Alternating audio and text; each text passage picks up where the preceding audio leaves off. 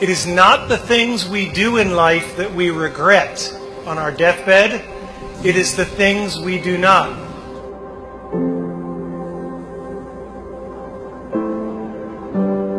Because I assure you, I've done a lot of really stupid things, and none of them bother me. All the mistakes and all the dopey things and all the times I was embarrassed, they don't matter.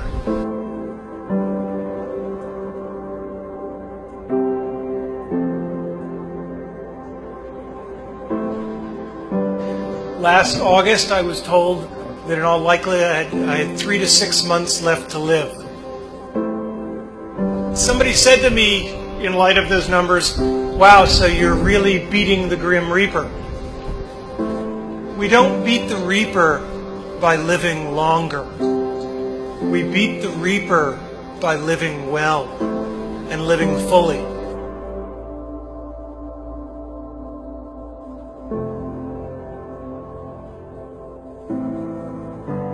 For the Reaper will come for all of us.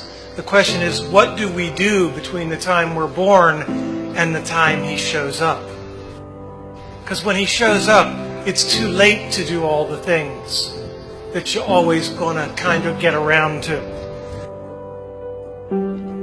When I was 17, I read a quote that went something like, "If you live each day as if it was your last, someday you'll most certainly be right."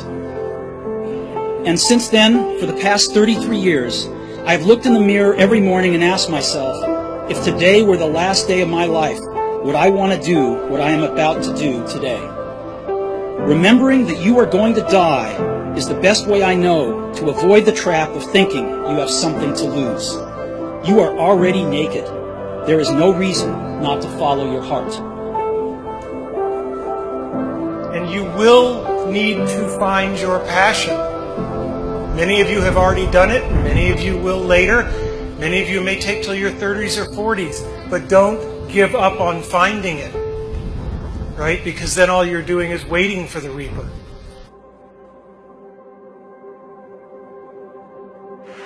As a child, my parents always told me you could be whatever you want to be. You could do whatever you want to do. But I didn't totally believe it. Yet I went out in the world and I carried myself and I held my head high and I stood there and I looked people in their eyes and I talked to people as if I was deserving of everything that this planet has to offer.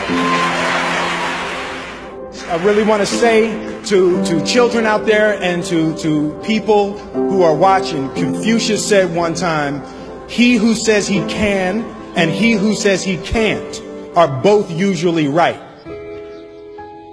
And I want you to keep in your heart, just know that you can. Know that you can. And it is going to get hard and you're going to want to quit sometimes, but it'll be colored by who you are and more who you want to be. I definitely found that wanting to be an actor stems from wanting to be somebody. I said, I'm not losing. I'm still here. I'm fighting. I'm not losing. When you die, that does not mean that you lose to cancer. You beat cancer by how you live, why you live, and in the manner in which you live. Find your passion and follow it. You will not find that passion in things. And you will not find that passion in money.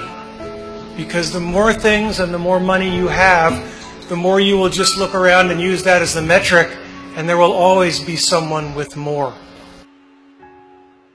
I want the world to be better because I was here. If you are not making someone else's life better, then you're wasting your time. You know, like your life will become better by making other lives better. The first step before anybody else in the world believes it is you have to believe it. Being realistic is the most commonly traveled road to mediocrity. Why would you be realistic? What's the point of being realistic?